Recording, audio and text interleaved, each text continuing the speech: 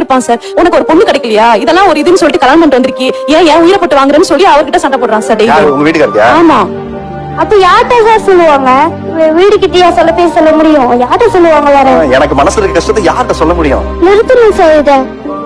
வீட்லயே இருக்க முடியலனால நிறுத்தணும் ஃபர்ஸ்ட் இத.